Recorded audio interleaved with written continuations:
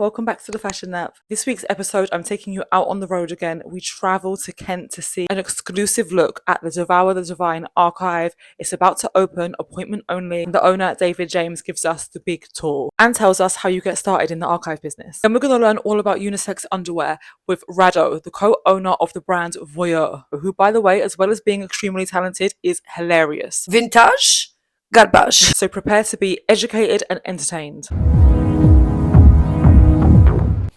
It's not every episode I get to do like a little country walk on the way to some serious fashion. So I'm in a great mood. Although I did just walk my little Loeves through loads of bird SHIT, so swings and roundabouts. Yeah, from you. I am here sprawled on the floor in Devour the Divine. This is an appointment only vintage archive, and I'm going to talk today with David all about his amazing collection and how he got into the business.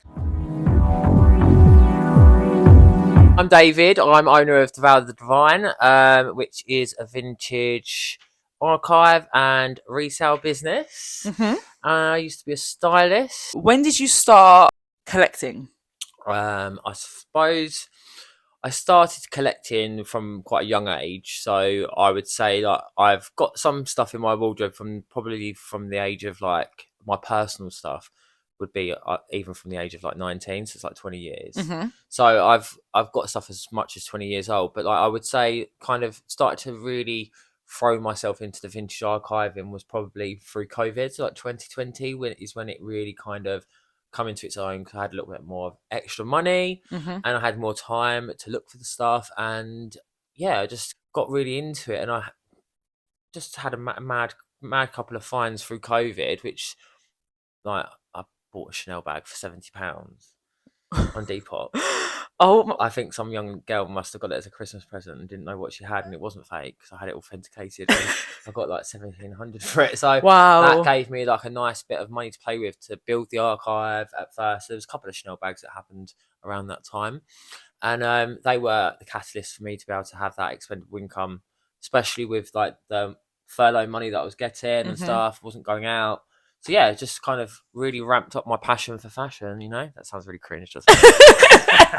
I don't think I actually thought that I would actually do the business. It was always, the page was always there, and it started off as festival vintage fashion because my friends used to do festivals. So it was like, that's how it was kind of born, and that was probably like kind of 2017, and then I just kind of left it and just didn't do nothing with it. And I was like, actually, do you know what, the more and more I'm like looking into the other resellers and what they're doing, I was like, do you know what, I can do that, I can do it better, or I can do it in my own way. With styling, worked for quite a lot of publications, and in e-commerce and like fast fashion, which is not really what I'm about like ethically, and I don't know, just it's more pleasurable for me to do this now than it is to work for someone else. But it is very stressful, like to be able to be the buyer, the content creator, like everything. I need help. Any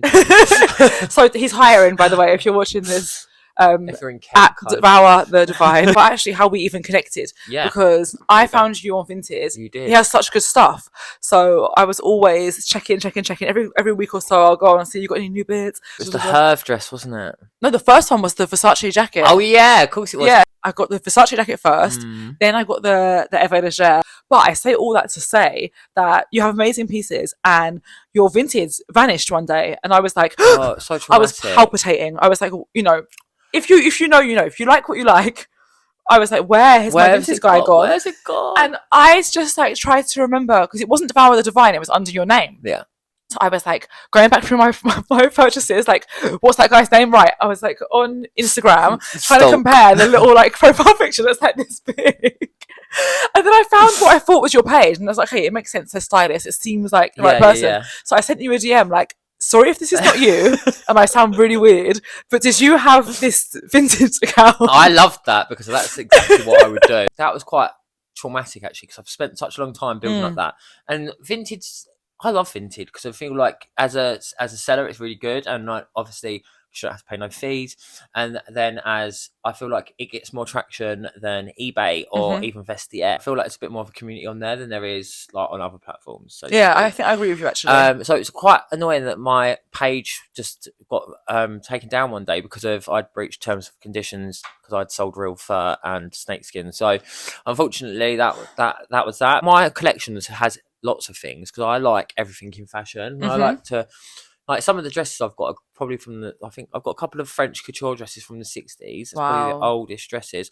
They're nothing like major because they're from that period of time. Younger generations now are a little bit more wiser on like, how old are you? 31. Well, I'm nearly 40. I'm 39. So obviously you're like 8 years younger than me, but like even like younger as well. I feel like people my age, they don't really get shopping unless they're like someone that works in fashion, right? But a lot of people will go to like, even like young people will go to like, I don't know, Pretty Little Thing or wherever, like one of those fast fashion brands, ASOS, whatever, and they will just buy what they think that they should buy rather than looking for stuff they actually want. And I think that's the thing that really annoys me. I've educated quite a few of my friends actually on this, making sure that things fit. It's like, so if you go to Zara, you just spend like £100 on a blazer, right? So you could probably get like a 90s blazer like online from anywhere. It depends on what you want, but from anywhere between, I don't know, like 50 for like a decent one, like 50 quid, like minimum range to like 150. You get something really good, like 150 end. You probably get something quite fabulous. Yeah. Even maybe a suit. And then it might cost you 20-30 quid to get altered, right? But like that's gonna last you like probably like a lot more than that Zara piece is because the fabrics are different. Oh yeah. And it's just like, yeah, I think it's all about buying like better. I've never bought something from Zara that hasn't fallen apart. Everything I've ever had from Zara, I've had to resew it myself. And I care about clothes, so I do sew up a hole. Yeah. A lot of people will Don't not do sew up a it. hole. No, they'll just they'll be like, walk oh, it's around ripped, and they'll just throw it. Throw it away, yeah. And then they'll get another one. Yeah. So it's like, it's not to say never ever buy fast fashion, but it's like, are you going to make your stuff last? What's your attitude towards clothes? We're saying that'll last you for a long time. That isn't even a factor for people. They don't care. They're not looking into the future. A lot of people kind of just buy things just for that one occasion, don't they? If you have the right capsule wardrobe, you can pretty much wear something that you've got and worn 1,000 times, but it will look different every time. It's all about just buying better, and also just making sure that your clothes are, if you're not wearing it as well, just like get rid of it. Like if you love it, fair enough, keep it, right? But if you're not wearing it, sell it and then buy something else. That's how I do. It's a 1 in 1 out policy with my own wardrobe now. 2 questions. One, do you have any advice for people that are like more plus size that want to buy vintage? Because I do them videos we were talking about, or I'll post things that like I'm not going to buy, but somebody should buy. Yeah. I always get comments like, "Oh, I wish this was my size." And I've wanted for a while to do a video that is like finding a few pieces for bigger sizes, but it's very hard to find. It is and it isn't. The thing is, so like my grandma used to have a boutique, and well, she used to have, she still has it. She's 19, she's still working. So she's still there, but she doesn't really sell what she used to. But the stock she used to sell back then is like that Y2K sort of vibe, like that, you know, like all those little like handkerchief hem dresses. Yes. So like some of the brands, so I've started to dip into those brands because they do actually sell bigger sizes. They sold a lot of bigger size range. Whereas a lot of like the really, really high end designers, they only got to 14. You can't, like now, I think Versace goes up to an 18, I think now, right? Or maybe even a 20. Well, I'd like to think so because they've got like Precious Lee and stuff on the catwalk. Exactly. There is stuff out there. You might have to go in a bit more niche, right? You know, and like do a little bit more research. So it is a bit more harder. Like I said, everything you see out there is always sample fucking. So if you think like, oh, like grandkids, great grandkids, they'll have an easy time because the brands now are much more inclusive. So when all of this stuff we've got now is vintage, they'll be laughing. We need to like downsize on some of the brands, to be honest with you. I feel like there's just like the amount of, I just feel like the amount of clothing that's already here and the amount of damage that we're doing to our ecosystem and everything else. I know that might sound silly because I work in fashion, but obviously like I am a bit of a humanitarian, and you just know that like, why are we producing all of this product? Who's buying like £795 shoes each week, like or like per month? Because I'm not. Like who actually does buy this product? Like for this brand to be able to survive and to be able to make a profit. And I know for a fact that everyone in Chelsea are not going out shopping every other day buying Gucci loafers to keep them afloat. Do you know what I mean? So it's like, because even rich people don't even like spending their money. I think where we've had so much like publicity exposing fast fashion, people have sort of taken that message as like, okay, cheap equals bad, expensive equals good. Yeah, which is not really the case. And I doesn't think really work like that. maybe if you're looking at it from the angle of like the staff being paid well, it Yeah. might be. If But it's if you're talking ethical, about the planet as well, it's one of those like never-ending conversations. That's kind of like denim's one of the worst. What's denim? I mean, don't get me wrong. I don't wear denim. We all wear denim. So many washes that the denim process has to go through, and it's like you think how much denim is like produced, how many liters of water it takes for one pair of jeans. It's like literally the statistics make you like it's crazy, but so that's why you're like, why are they everyone producing like this amount? I just don't know how these big brands can stay afloat. A lot of brands now are starting to downsize how much they're actually producing and how much they're getting made, so they don't have to sell all this. The best times from shopping as a kid for me personally were the Harrods sale when it belonged to Mohammed Al Fayed. So they're always legendary. So my mum used to always talk about them, and I think by the age of like about 14, I went to the first sale. So I begged my parents that I could go to Knightsbridge, and I knew I had to be at 6 a.m. in the morning to look you up for it. And I'd already found the Gucci loafer that I wanted for £65 in the sale, reduced from 165, and it was the one with the green and the red stripe, which they only brought out every 7 years. I used to go every January and in July as well, and they used to have like a international designers room, right? So that room used to be because of obviously Harrods used to have their own buyers, right? So they go in, they buy from the brands, and then they can sell it for whatever they want. Then because it's not a concession, so they're in charge of the prices. So what they would do, like one day I was there, and they had the Moschino belts with like the letters, the chain letters. With like this is like when I was like 16, and then the buyer come in was like, it was the last day of the sale. She's like, just reduce them down, £9.95. Obviously, I bought like 25 of them. £9.95. Yeah, I sold them for 50 quid a belt as well. And then 1 year I went back and got like a whole rail of Fendi Zucker jeans for £4.95 a pair, reduced from 150. It was ridiculous. It was like I used to go and do the day before they'd get prepping it, and I'd go around and walk around and plan my exits and like really strategic. A bit like Monica and Rachel at the wedding, like sample sales. Like literally. I think like, my mum was like, you need to knock that old lady over on the escalator. I was like, all right, chill out. I was like, I didn't. It's all right. Yeah, you just don't get that anymore. Is there anything that's like you're on your wish list right now? Everything's on my wish list. I want everything. But what personally? Personal. No, actually, like I'm quite happy with what I've got. So you're focused more on the business right now. Focused more on the business now. I'm always on the lookout for Mugler. And I think we were talking about this earlier. Sits quite well with me. Like a lot of people don't really know the brand as much, or not really interested. But it's like Thierry Mugler's counterpart, which is called Matana. They were they were actually friends, I think, at one point. Yeah, they were. Yeah, quite sad about Claude though, because I think he had a really bad drug addiction, didn't he? And I think he's only just died. Actually, he died after. It was fairly recently. I was reading an article that he's like known for going around like the pharmacies in France, but he had bad heroin addiction or something, and he was like quite far gone. Oh, bless him. Unfortunately, and like, I think he had a bit of sex addiction as well. But he's fabulous designer. So apart from all of that, like proper really snatch waist, lovely shoulders, everything we're seeing today really. They're the poster boys for that. And I love it, and that's why I love your stuff, because I think we're into the same kind of design, the same kind of eras. Like, you know, for me, anything supermodel, I want it, the face and body included. It doesn't come with the dress, unfortunately. We're gonna look at some pieces, right? Yeah, sure. We're going to go on a little tour. I asked David, I was like, put together a rail of some of your favourite pieces that you want to show me. And it looks super colourful and there's a lot of patterns. So I'm already like, I'm locked in. I want to know what is on this magnificent rail of clothes. I do love some colour. I must admit, I am a very colour junkie. So we were talking about Claude Montana earlier, wasn't we? So he's very structured like Mugler, and all really big shoulders and really good tailoring. So I have quite a lot of that. You've got a gorgeous Claude one over here that I want to talk about. This Claude, look at this. This would look great on you, actually. If I pull out is it trouser or a skirt? It's a skirt. Oh wow! I thought it was trousers from the double buttons. So it's very stunning. It's very, kind of a bit like Girl Scout meets fashionista. So, and I love green. So this is one of my ultimate favourite pieces, and probably like the oldest designer piece I have in my collection. So this is from 1976. So this is the original trotter print that was designed by Mark Bowen, and it was designed in 1976. I might be wrong. I might have might have missed the year out there, but it's around that time. And this was obviously made in England for like one of the department stores. So it's a UK made one.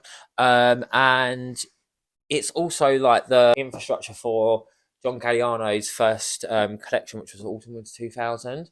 And they did this in blue.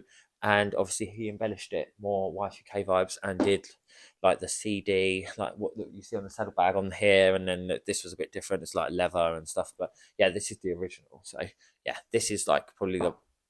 I mean, I've got it up for £5,000. So if anyone wants it for £5,000, you can take it. But that's not going anywhere for less than £5,000. So yeah. No, the condition, I have to just stress that it's amazing, because when you showed it to me upstairs and you were talking about the 2000, before I saw the logo, I was thinking, that's pretty good condition for 2000. Yeah. This is incredible condition for 1976. So that's what, 10 years older than me. So it's like 50 years old. Yeah. I don't want to say mint condition in case it's not, but it looks it to me. No, it is. It is in mint to condition. The untrained eye. Yeah, no, it is in mint condition. Amazing. I think it's because it's one of those things that you can only wear certain events. You can't wear it all the time. But can't you? I guess because you wouldn't want to because of what it is. I just feel like as well, when you've got something like that, you put it out like once a year or twice a year, rinse it for that time, and then you put it away because you're like, you can't be seeing it all the time. Oh no, I don't believe in that. Listen, if I bought this coat from you for £5,000, I'll be wearing it over my tracksuit to go to nursery. They'll be like, oh, it's that crazy mum again in her Dior coat. I'll be wearing it all over. Because when you said it's not every day, I was thinking, I don't know. That's you could wear it. You just throw it on. I think it would look really nice with a brown polo neck and a brown pair of leather trousers. Yeah, I like to wear long coat. Maybe not this expensive one, but I like to wear a very long coat when I have to wear like sweats and stuff when I'm out running around with the kids. Because then you look a bit more put together. It elongates your silhouette. And you look more chic. This is a La Croix, and my little this is one of my favourite little wrap dresses. And I didn't realise, but I actually was really obsessed with Romy and Michelle's high school reunion, and she wears this, Lisa Kudrow. Oh my gosh, I love that. I've seen that film so many times. Headscarf, this dress, and with a bustier over the top of it. It's a little, Romy and Michelle. This is a little La Croix, little suit. Oh my god, this is kind of. It needs to be. Wash, this is amazing. Some Moschino here, which is like kind of, I would say, very Brenda Cooper style, which was the nanny stylist for Fran Dresser. So this is kind of like nanny vibes. So cute. Polo neck, black boots. There we go. Good to go. That's one of my Moschino bits there. And Versace, this is pop art. So this is from the 90s, from the 1992 or 1994. It's a robe, but it's barely been worn, and it's something that I just can't get rid of. So that's why it's here. It's just nice and colourful. I'd like to wear it as a coat one day, maybe. You need to find. Was this the show where they had the matching towels? Yeah. Yeah, you need to find the towel. I've got a towel, but it's not the pop art one. Oh, okay. Halston Ultra Suede. We were talking about this earlier. We were discussing this earlier because obviously Ultra Suede from Halston, like revolutionary. It literally like sent shockwaves around the fashion girlies of the whole world. Well, considering the fact that like beforehand you couldn't wash anything at home, it had to be dry cleaned, or the fabrics or you couldn't even wash some of the fabrics, some of the couture fabrics. So for someone to bring in like something that this was like the fast fashion of the day, but like fast fashion, but make it, I don't know, like what par would it have been? Like, I don't know, like a fast fashion, like Karen Millen vibe. Obviously Halston is a big deal, but it's like a bit of cheesecloth really. But it looks like a dish rag. Like Please buy it. Microfiber cloth. So it's funny how things are, but it's nice to have a piece of fashion history in your wardrobe, even if it's like a dishcloth. But also it's a bit of a testament as well to branding, because Halston's whole vibe was so chic, so elegant, and the fact that I don't remember the numbers here, but he managed to sell this coat to how many like millions of women across America, and they thought they were the most elegant people in the world, and they were at that time. It was like it was a vibe. And I think maybe this has gone a bit funny because obviously it has been washed a lot of times, so it probably has lost its like kind of velveteen effect over the years. But it's always been my dream to own a Halston, like a chiffon dress, but unfortunately we got Ultra Suede, so I want one of those big Pat Cleveland dresses that I can just throw around my house. Like caftan ones, like new school Halstonettes. Just gonna be me and David. Lovely. I would love that. So I suppose we should talk about Cavalli really, because of obviously his passing, which is sad. But I mean, he lived quite a good life, didn't he? Let's face it. And he was a great designer. So what have I got here? This is for Winter 2000. Oh, wow. So this dress can be worn in two ways, this is mad because I've never seen it this way before, actually. But the actual way of it was shown on the runway is like this. So it's like this. Like that's how you can wear it. So I think you can wear it 2 ways, right? And then so this is elasticated around here. So when you put it on, it kind of bags and it like hangs like that, and it's like really wearable for a bias cut dress. Because you know, like sometimes like they're too long and they drag. At least with this, you can kind of modernise Adjust it to your and frame. it's like it's his classic kind of like bias cut. It's very similar to the Galliano sort of vibe with his bias cuts, but that's what he was renowned for. So that's one of my favourite little dresses I have left anyway, considering the fact that I've had some lovely Cavalli, but they've gone over the years. And then this is quite a cute one, which is quite, everyone likes a little leopard print, like tiger print version or something. So this is like 2006. When you think of Cavalli, you think of this kind of. That is what you think. Yeah, right? That is it, isn't it? Like gorgeous, typical Cavalli. So yeah, with a bit of bling, a little bling there, and that's quite a nice size actually. I think that's like a size 14 as well. So it's quite nice to have things that will fit. Like we were talking about, different sizes, being more inclusive with sizes and stuff. So I don't know if you know about this collection. I've actually got 2 pairs of these and the matching blouse that was worn on the runway. So this is Spring Summer 1999, which was the Summer of Love collection, which Tom actually was like. Obviously, you think all these collections at Gucci from 1995, like up to 1999, were all very like block colours, like navies, black, like Victoria Beckham's little black Gucci dress, you know, like all of that 90s minimalism, and it was at its best, right? So like obviously like his stuff was great. So then I think he peaked at that and kind of felt a bit lost, and he created this Summer of Love collection, where there was lots of clashing prints and there was lots of beadwork and there was lots of feathers and stuff. So these pants, I think, were like looked 72 or no, not 72, 17 or something like that. And it was worn with a black silk ruffle shirt, which I have as well, but I don't know where that is. They're quite iconic. And then I have a wedding dress here, which is quite good, by a British designer, Templey. Oh yeah. So I got this at like a clearance sale or somewhere like that, and it was, my friend was a designer for like a high street brand. He copied the pattern, which didn't go too great. So I can imagine looking at how beautiful it is. Yeah, and but it's like a. Oh wow! It's like on it looks like it's a completely different kettle, but this bit kind of goes over like that, and then it's like that's amazing. Bodice there, yeah. It's like, and then this is like short, so it's like like a really like summer holiday wedding dress, you know. This is like, almost like what Chloe's just done again with the short at the front, long at the back with the ruffles. How much is that dress? 26 grand, I think. Oh my god! I looked at it, I was like, "Who's buying that sort of like chiffony?" It's that same kind of shape. Like, that same kind of. Who's paying 26 grand for that? Like if you dyed this brown, it will be the same, pretty much. Exactly. Don't dye it brown, please. Keep it as a wedding dress. But I mean, it's just such a lovely dress. I think it was probably about £4 worth, but like, it's just one of those things that I just like to keep hold of things. And you need to show close up because the cups are really interesting. Yeah. There's like sort of one cup there, but then it's slightly This is different. designed for my post breastfeeding boobs. Actually, one is down here, one is up here. I think we've covered a lot. You have, yeah. I mean, this is just one rail. You've got so much stuff. We could do this all day. I know, exactly. But we haven't got time for that. Exactly. It's a gorgeous collection. We'll be here for a week. I'm like, let me out. I'm trapped in the cupboard. I can't leave. Just one more. There's one more. I hope you enjoyed listening to my conversation with David James. Now let's get back to London and talk to Rado. She is hilarious, so I know you're going to enjoy this.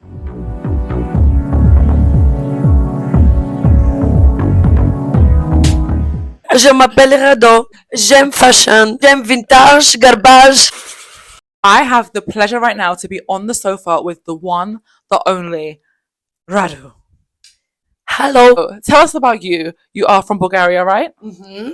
So I'm from Bulgaria. I grew up there. I grew up a little bit in Russia as well, which I think now it's not the most popular country to say you're from. I don't mention that at dinner parties at all. I don't want to get poisoned by anyone. Oh gosh! No, it's true. It's true. Like, where is your grandmother from? Bulgaria, both of them. I have no links to Russia whatsoever. So your background is in music. Yes. So for the last 15 years, I work in the music industry, specifically electronic music. And I manage the careers and the dreams and aspirations of upcoming and already established artists. I do a little bit of management for them as well, because the new artists that come out, they don't specifically have a manager. So I also get into that role. which I like as well, like organize photo shoots for them, like choose the photographer, choose a PR company to work, or if I have any ideas about how their image should look, I also have a say sometimes, and they trust me because I'm always dressed well. That was a perfect segue into fashion, which is the reason why we're here. Because I know nothing about electronic music, which Rado knows, because when we met, we were in Ibiza, and I was there for 6 weeks, and I went to the club twice. Yes. That tells you everything you need to know about me and electronic music. I found the only hip-hop club on the whole island. It was called Swag. But I say that to say, we're here for the fashion. So you mentioned you're in Bulgaria. So there's not many people that can help you advance your career there. You have to kind of hustle for yourself. So we spoke a little bit off camera, and I was like, stop, save it for the cameras about fashion. So clearly, she's a very well-dressed woman. This was not planned, by the way. Yes, we're just on the same wavelength today. We just matched. She sat here in this gorgeous Rowan Rose dress, Escada belt. Vintage. Where did this start for you? So where did your love of fashion begin? I started, so when I was 4 years old, I started being a ballerina. So I was a classical ballet dancer for 8 years, up until I was 12 or 13. So I did that, and I think dancing and fashion for me was always, I know, just the concept of beauty and grace and class, and just it was just like I love dancing. I love music. Music has always been my number one love. But then I was spending, apart from school and dancing, all the other time I was spending watching fashion TV. Like I was listening also for the music, because they had great music on fashion TV. Then I was always wondering, will I grow up and become that tall as those women on the TV? It never happened, but I'm happy with my size. With the right shoes. Yeah, with the right shoes, anyone can be any height they want. I'm very into wearing the high heels that are the stripper shoes, and I just bought a pair and I started wearing them in clubs and on dinners, and I think it's amazing. They're very comfortable. They are. Yes, because they're actually like a dancing shoe, right? I have a pair. Hold on. Come. Those. Put them my close. babies. They've got like the holographic platform, and I started wearing them, so I think this fixes. I become really, really tall, very confident, let's say. Like, nothing can stop me. Oh, you don't have a table, a free table in that restaurant? Yes, you do. You do for me. I don't take no for an answer. Basically, I put those shoes, everything is possible for me. But that's good. You find your power in your expression in through fashion. Yes. So on your earlier question, so I think the first brand that I really, really got into was Roberto Cavalli, and rest in peace, because today is the day where his earthly journey finished. So I think my first ever pair of designer jeans and designer like shirt or any type of attire was this leopard Roberto Cavalli silk shirt with gold cuffs. Yes, incredible. And then this like super cool jeans. So I was like wearing them proudly.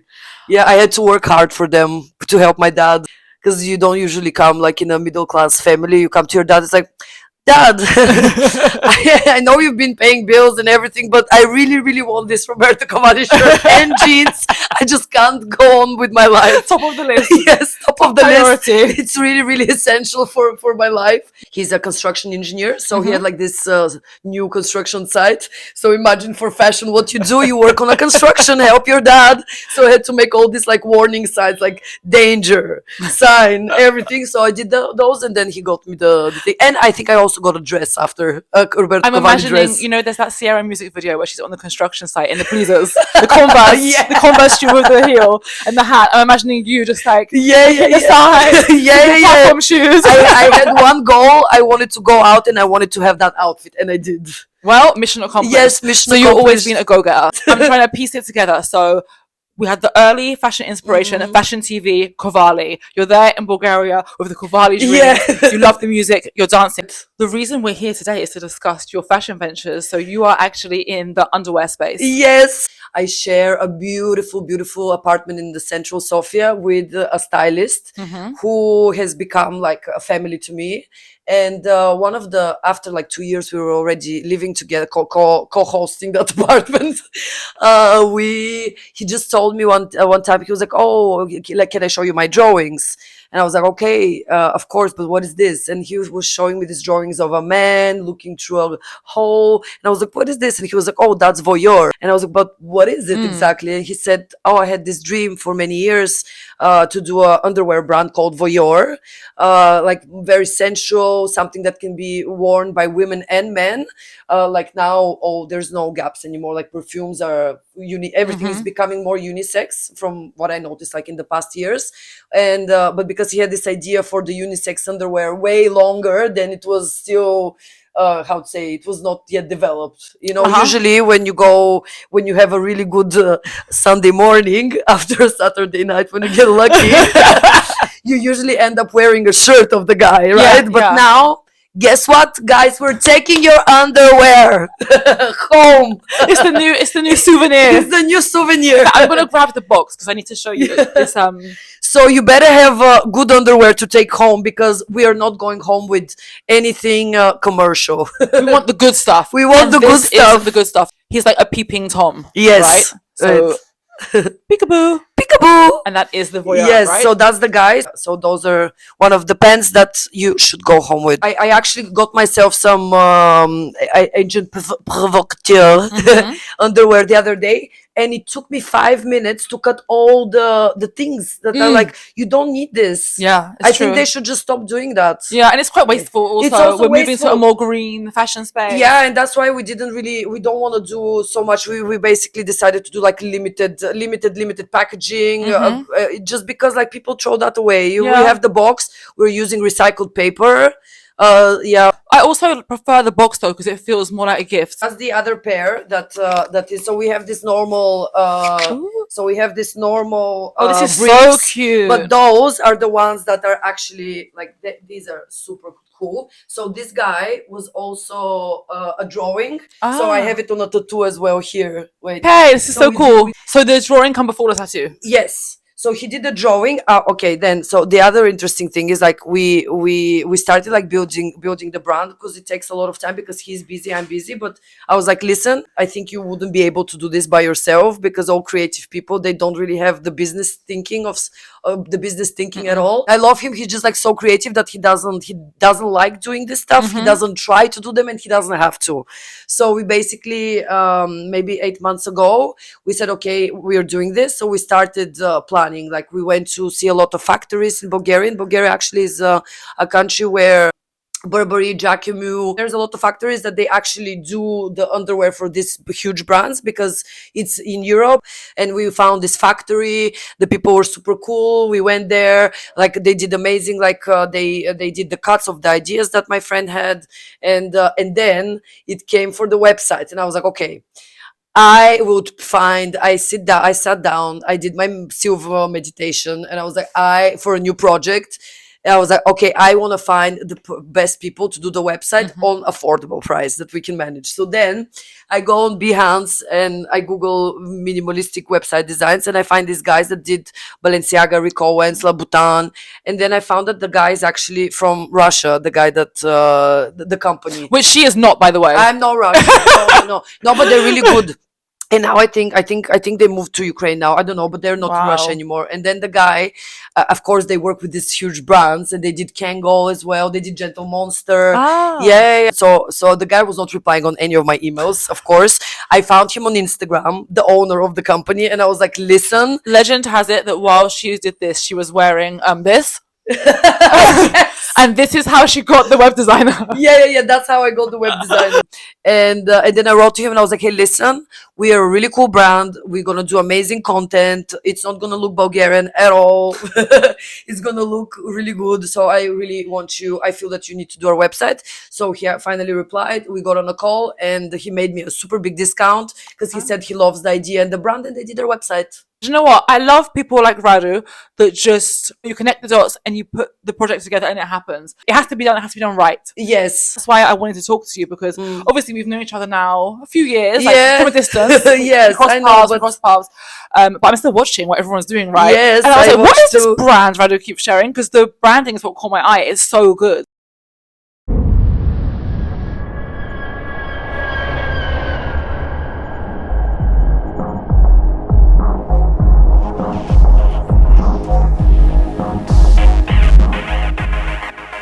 Thank you. I'm like a branding obsessive. Like I love Thank to you. just look. Okay, this is what the logo is like. So how's the website going to look? How's how can you put the details here? Like I'm a nerd for that stuff. Yeah. I love it. I absolutely love it. So I was like, this is like, she's not playing. This all looks so good. It and does. The shoot you posted the other day, I have to put the clip. You need to, She's there with like the dogs the and wig the, and the with big the dog. spotlight. I was like, this is a full-on production. Like, this is no It joke. does. It actually, I want to say a big thank you to our director Dimitris, the director that did the video, and he helped us. Like he did it like pro bono for my friend, because like he was styling for some of his videos. So it was kind of, I don't know, it was just nice how many people like they believed in the brand so much, because also we didn't start with a huge budget. Obviously, we don't have trust. We're not trust fund kids. We're just kids with a dream and with a lot of determination and love for what we do. And then the people that were around us, they like the models, most of them, they came for free. They were like, okay, we love this, we're gonna do it for you. And I was like, okay, whenever this blows up, of course, like we're gonna use you again. But like this production we filmed for 2 days. We had a friend of ours from New York, Darnell. He's like a fashion icon in New York. He's amazing. So he was also visiting Bulgaria. He's actually in the new Diesel campaign. Ooh. So most of the cast that we had on our video for the campaign, those were people casted also for the new Diesel international campaign. So ours was I think first, and then they shot Diesel, I think, or one day before us or one day after us. So it was most of the same people. So we're like, okay, we have an eye. Yeah, it was the Diesel campaign is also amazing. And and basically this guy is incredible. He worked with so one of the most famous Bulgarian actresses is the Maria. She was the daughter of Borat in his last movie. Oh, okay. Yes. So this guy, the director Dimitris, he was working with her on a short film where my business partner styled for them, like also I think pro bono. So that's how they got together. Right. Yeah, and he's incredible. So thank you, Dimitris. I want to bring this one back because this is like people. You could see people wearing this like on the beach. They with do. like this kind of stripe as well. It's like popular again. Yeah, with, like the matching shirt or something. Yeah, I can see it. Like we have also it's still fashion. It's not just like basics. No, it's not, because you can wear them like with jeans. And then we have a silk one that is people that basically women and men wear it, and I think it's nice. And we do it's the same cut. So yeah, so we want to do a swimsuit also for the summer. Ooh, you heard it here first, I think. If you guys tell us what you want to wear, what color. I think I skipped a part of your. I mean, I'm sure I skipped a lot of your story out, but I skipped one part that's like in a way kind of linked. That I was going to ask you, because obviously, as well as managing artists, you also have your own night. You have Erotica, right? Yes, yes. Are we going to see like a Voyeur X Erotica, like limited edition? Maybe we need that to do seems it. like It's something you should do, right? Across these worlds together. Do you want to explain Erotica for those who don't know what we're talking about? Will. So I'm a proud co-owner and owner of 2 brands. One of them is Erotica, the other one is Voyeur. And I had a question like like recently, one guy in a club, he was talking to me, and then I rejected his advances because they were like too much. He was like, oh, you're so boring. And I was like, listen, boy, my brands are Erotica and Voyeur. So do you like just a hint of how I am in bed? And I'm not boring. I just didn't choose you. So bye. Bye, boy. Ciao, bello. Yeah, so what is Erotica? Yeah, just so the people. Erotica is an underground party made with electronic music. Mostly it ranges from disco, electronica, house, a little bit of techno, just like sexy vibes. And it's a themed event, so we do different dress codes every time. So it can be like we had like fetish. The next one is mobs and mob wives. Yeah, because I saw, I think on your story you were yes, with the wig. I have the video. Listen, I will show you. Yeah, I'm gonna put all these things in. Yeah. It's on 11th of May in Bulgaria. Everybody is welcome to join. Just let me know if you want to take a low-cost airline to Sofia. Electronic music in a classic club for real ravers. Yeah. I just want to see a crossover. I think you need to have like a Voyer Yeah. erotica party or something. I think we need to build the brands a little bit more, both of them at the same time, and Business then do mind, you something. see. Yeah. She's like, not yet, not yet. Not yet. Hold your horses. I like to see people that they're doing what they want to do. They're getting to the bag, but they don't have to change themselves to do it. They just make the business work around who they are. Yeah, exactly. Rather than like, because we are not ashamed of who we are, because Bulgaria is it wasn't very queer, let's say, as country. For example, like some of our friends that we frequent right now when I'm there, it's like drag queens, and they had a lot of hate towards them because they won a cultural project because they were doing this drag bingo, and it's just like developing their community, and it's so beautiful. The amount of hate they got from people that's like, oh, they took the cultural money to go to for their wigs and stuff. Yes, like, yeah, that's part of the thing. Like, what are you talking about? What you gonna do? Eat meatballs with the money from the cultural fund? At least they're doing something fun and beautiful, and why not? Anyways, but now it's getting better and better because really it wasn't.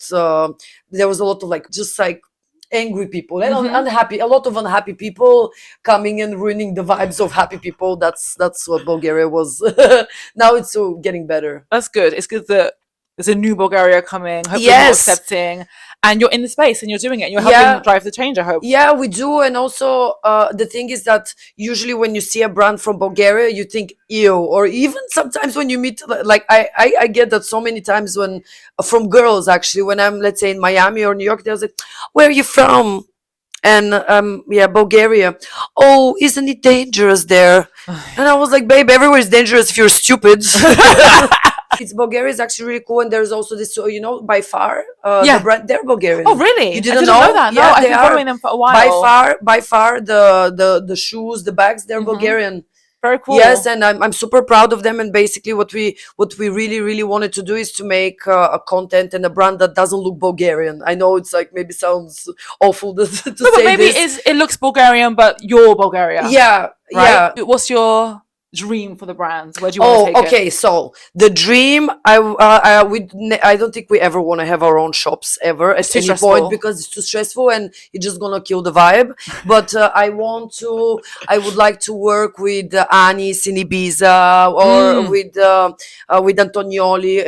We would just want to have the product in key shops. Like, for example, now I was in Berlin 2 weeks ago, and there's this super cool store called Vu Berlin. Okay. And it's incredible shop. So they sell there, like, it's a multi-brand shop. They have Balenciaga, they have Jacquemus, they have like some Carne Bolente, for example. They have different brands. The people love it. So I think I just see the brand being sold in this kind of stores. I believe you're going to do it also. Yes. So everyone that's watching, you can say, "Oh, the magical this is shoes. not a deal breaker. This is a deal maker." Before, when we were younger, we were always so eager and we were skipping steps. Let's say you have a plan and you're like, oh my God. So I want to go, let's say I want to go out tonight, but then you start first with the makeup, and then like you just don't do it in the right sequence, let's say, or you put your shoes before you put your dress on, or the jeans, something like this. And both of us, I'm so grateful that we were just like, okay, breathe. We're doing this. We're not going to discuss who is going to be our distributor before we have done the product. And that's the thing. I think it's like, I wish for everybody to do it like step by step and not jump over or get frantic or irritated by things, because I really think we were just super calm about everything. And I was like, wow, is it my age? Have I become way wiser? Was it the meditation? What exactly happened? But I'm just like so sure that this brand is going to be big, that nothing can just shake you up, shake me up. No, I'm relaxed, but also like pushing and working every day. So it's beautiful. Yeah. Also, you need to be very patient. And also, being single in the 2024, it's patience is another thing you need to develop big time. Thanks so much for coming on your own sofa, actually. I've come to your place. I came from the bedroom to here. Thank you so much for making that very dangerous journey. It's been great to talk to you and to learn more about Voyeur. Look out for them. Wait, Go and follow Voyeur_underwear. Yes, there is another one that is in Mexico. They don't work anymore. We're trying to get that account out. Okay, so it's not that one. Not that I'll one. put the screenshot. Follow Voyeur to stay up to date with what they're doing. I've been really enjoying following the story. I'm sure you're going to enjoy following it too. Thank So you. jump on it now so you can be like, oh, I knew them back then. Yes, buy it. And go and spend your money. Support my ideas. Make me buy a boat next year, please. That too. It's just gonna be parked. I'm not gonna be unsustainable, I promise. Okay, and on that note, goodbye.